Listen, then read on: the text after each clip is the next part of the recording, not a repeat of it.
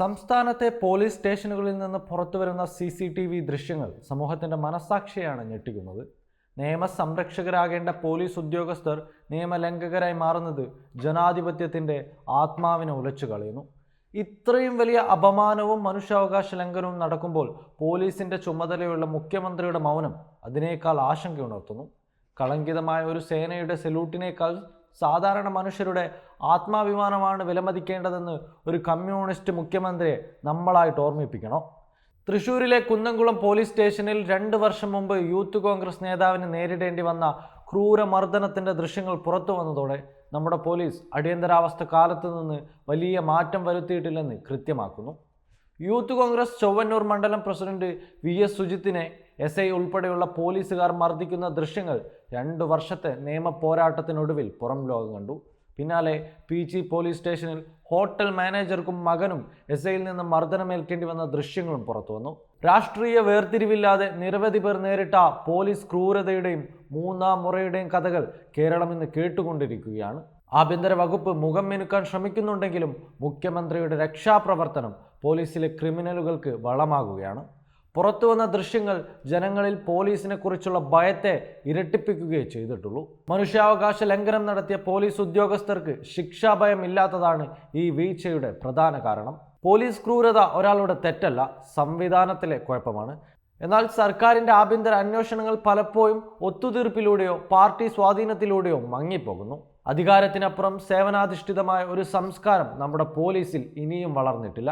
നികുതിപ്പണം ശമ്പളമായി വാങ്ങുന്നവർ ജനങ്ങളെ തന്നെ ദ്രോഹിക്കുന്നു. മനുഷ്യാവകാശവും സമൂഹ ബന്ധവുമുള്ള പരിശീലനം പോലീസ് അക്കാദമികളിൽ നിന്ന് ലഭിച്ചിരുന്നെങ്കിൽ ഏറെ മാറ്റം വന്നേനെ. ഔദ്യോഗിക കണക്കുകൾ പ്രകാരം പോലീസ് സേനയിൽ 744 ക്രിമിനൽ കേസ് പ്രതികളുണ്ട്. സ്ത്രീ പീഡനം മുതൽ പോക്സോ വരെയുള്ള ഗുരുതര കുറ്റങ്ങൾ ഇതിൽ ഉൾപ്പെടുന്നു. 700-ലധികം പേർ വകുപ്പുതല അന്വേഷണവും നേരിടുന്നു. എന്നിട്ടും കഴിഞ്ഞ 10 വർഷത്തിനിടെ 20-ൽ താഴെ പേർ മാത്രമാണ് സർവീസിൽ നിന്ന് പുറത്താക്കപ്പെട്ടത്. 2016 അധികാരത്തിൽ വന്ന പിണറായി വിജയൻ പോലീസ് ഉദ്യോഗസ്ഥരെ അഭിസംബോധന ചെയ്തപ്പോൾ ക്രിമിനലുകളെ സേനയിൽ വെച്ചു പൊറപ്പിക്കില്ലെന്ന് പ്രഖ്യാപിച്ചിരുന്നു. എന്നാൽ കഴിഞ്ഞ 9 വർഷത്തിനിടെ പോലീസിൻ്റെ ചരിത്രത്തിൽ തന്നെ കളങ്കം നിറഞ്ഞ ഏടുകളാണ് കാണാൻ കഴിഞ്ഞത്. പോലീസ് ജനാധിപത്യത്തിൻ്റെ മുഖമാണ്. ജനങ്ങളുടെ സുരക്ഷിതത്വവും വിശ്വാസവുമാണ് അതിൻ്റെ അടിസ്ഥാനം.